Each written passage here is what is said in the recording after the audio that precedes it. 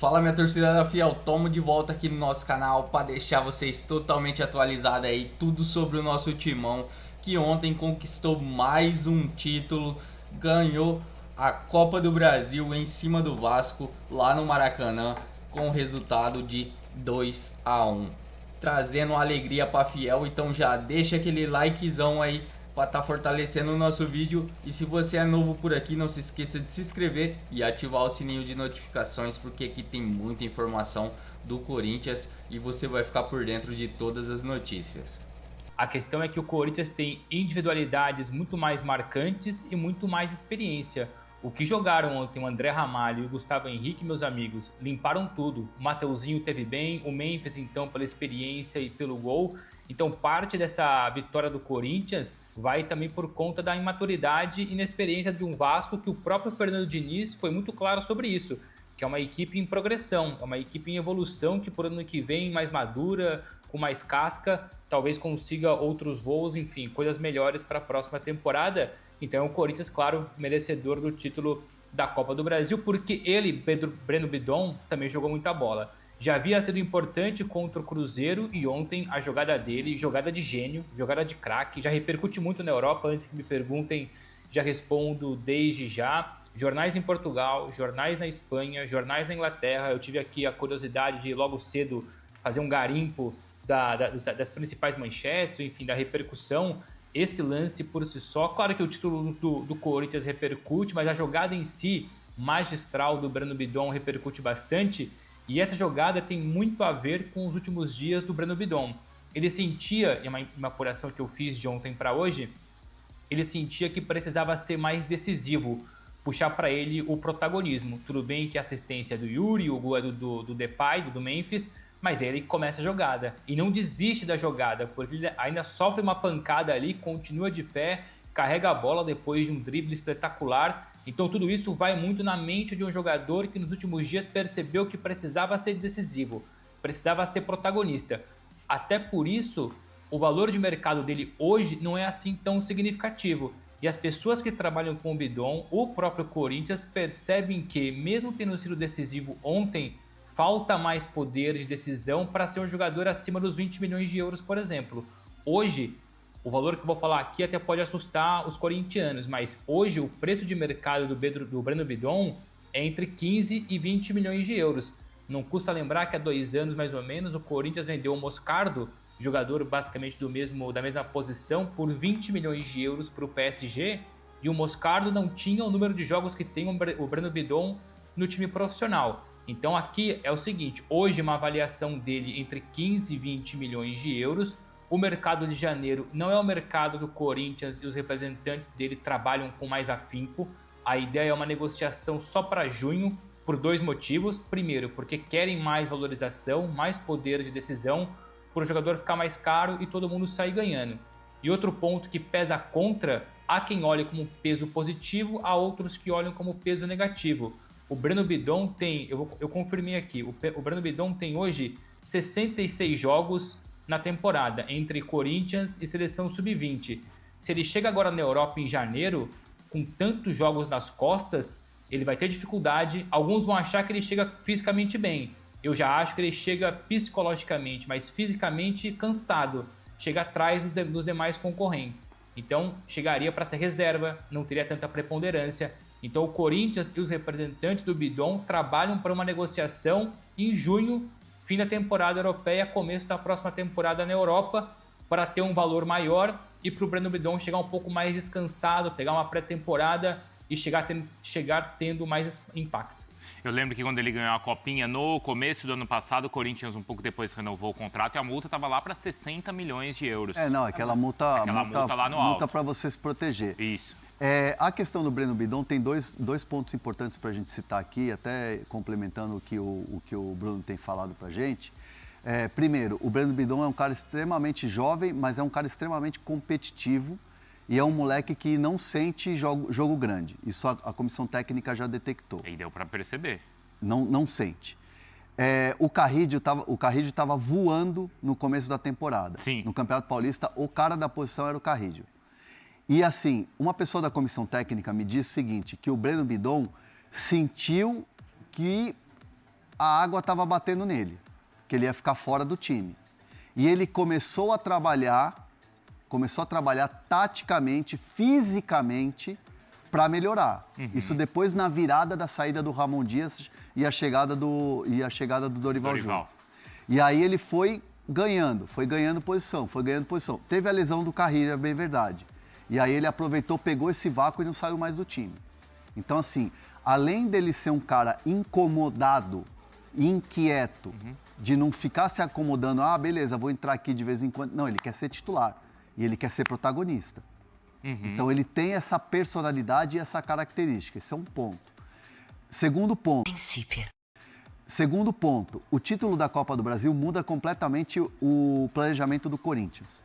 Então, assim, você tem uma Libertadores que é a partir da fase de grupos. Já não tem aquela fase inicial de mata-mata. O Corinthians de Memphis, agora Memphis, Yuri, Garro, esse Corinthians aí que o ano passado figurou na pré-Libertadores e não conseguiu passar, é diferente agora porque vai para a fase de grupos. Então, o planejamento do Corinthians obviamente, a gente vai falar dessa questão do transfer ban, porque eu tenho informação sobre isso, mas o planejamento do Corinthians é não se desfazer dos seus ativos na temporada inteira. Tá. Então, assim, o Breno Bidon pode ser vendido, pode chegar uma proposta, deve chegar e vai chegar a proposta no meio do ano. Mas aí se o Corinthians pegar uma grana, e aí eu não estou falando que isso está certo ainda porque não chegou a proposta, mas a ideia do Corinthians é fazer uma negociação e entregar no final do ano. E tinha influenciador corintiano, muita gente na internet falando, Breno Bidon não tem futuro no Corinthians, ele é um jogador fraco. Muita gente falava isso.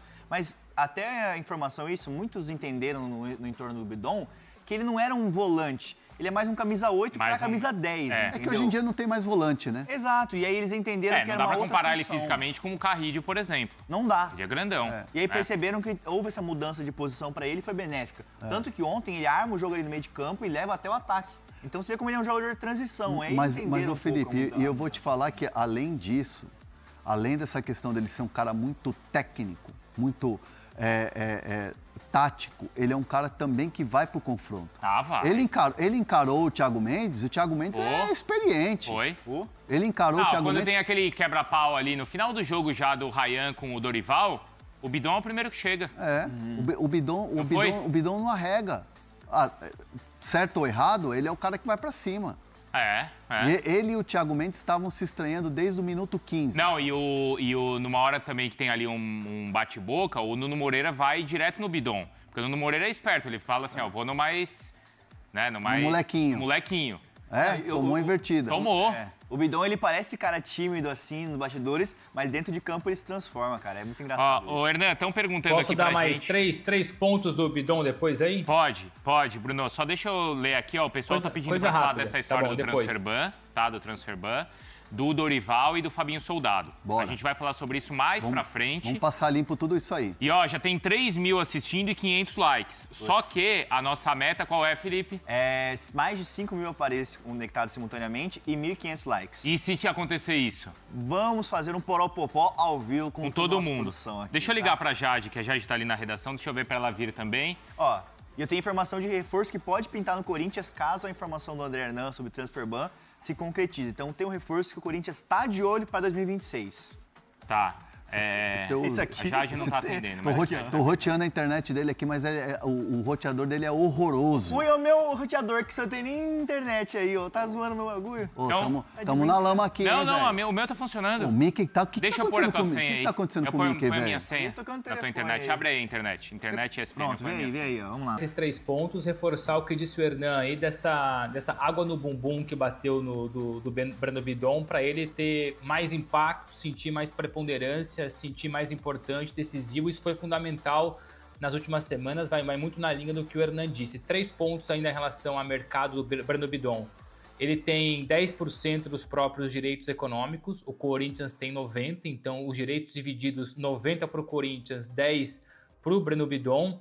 Ele no último mercado foi acompanhado de perto, não chegou a ter proposta, mas houve uma conversa com o PSV Eindhoven, por isso que eu também mostro mais uma vez aqui a caneca do time que revelou Memphis Depay. O PSV continua de olho, mas hoje um dos principais interessados mas que toparia esperar até junho, porque vai mexer muito no meio-campo, é o Sporting aqui de Portugal, que se prepara para vender o Ljungmann, dinamarquês capitão, na próxima temporada. Então o Breno Bindon é um dos nomes referenciados já nos bastidores. E outro ponto que é importante pensando em Europa, não tanto em Portugal, porque Portugal não tem limite de estrangeiros, mas o Breno Bindon está no processo final de passaporte italiano, cidadania italiana, o que abre um mercado ainda maior no futebol europeu. Portugal, como eu disse, não tem limitação de estrangeiro, poderia vir para cá numa boa, mas é isso, 3 pontos então que valorizam ou que aumentam o poder de negociação do Corinthians em relação ao Breno Bindon. Mas é jogar. Atravessa ou passa uma bolha, fura uma bolha. O que foi? Não, fala. Não, não, você falou, peraí. Não, é pra Jade que tá aqui. Ele fura uma bolha que é assim, é uma bolha assim, beleza, o Sport é um time importante, foi o último campeão de Portugal. Sim. E tal, mas eu entendo que ele jogando uma Libertadores e sendo protagonista, titular do time do Corinthians, ele fura uma bolha de mercado que ele começa a ser observado por times de uma prateleira acima. Sim. Então, assim, obviamente o Sporting, se quisesse antecipar uma negociação, vai ter que ser agora e vai ter que aumentar esse valor, porque 15 não vai. Hoje, 15 não vai. Mais, tem que ser mais. Se o Corinthians, vamos citar um exemplo aqui, o Corinthians negocia o Bindon por 15 hoje com o Sport. A torcida fica brava. Mesmo que seja para pegar no fim do ano. Os caras vão... Com razão. Invadir o Parque São Jorge no bom sentido. Não vai, mas essa é a realidade do Breno Bindon hoje. Não achem que hoje vai chegar a proposta de 30, 40 milhões pelo Breno Bindon. Por isso que é melhor ter o cara... Tendo uma Libertadores por trás, claro, sim. Por isso que é melhor ter o cara no elenco e ele se desenvolvendo, como está se desenvolvendo. Claro. Seleção de base. Seleção de base, que é a ideia do Corinthians, entendeu? Não é se desfazer dos caras. Não, e até o Guinegão, por exemplo. O Corinthians espera 25 milhões de euros. O Guinegão deu uma sumida, tá? Exato. E aí mas você sabe por quê, né? Por quê? O Guinegão é um jogador, assim, muito bom. É um jogador que tem uma análise muito boa internamente sobre o Guinegão, pela maneira que ele surgiu e tal. Só que, assim, ainda precisa ter uma preparação para o Guinegão nos jogos decisivos. Precisa ter, assim, na análise da comissão técnica, o Guinegão ainda precisa ser um jogador mais... É porque ele subiu agora também, então, né? Subiu agora. O Bindon tá desde o ano passado. Precisa dar mais cancha para ele. E tem concorrência também, do Yuri Alberto, o Memphis também. São os caras que estão lá. Ô, Jade. A Jade aqui, ó. Jade tá lá na redação. Fecha nela aqui, Pior que acho que vai bater 1.500. Tá ouvindo aí? Tô ouvindo. A gente quer saber se você vem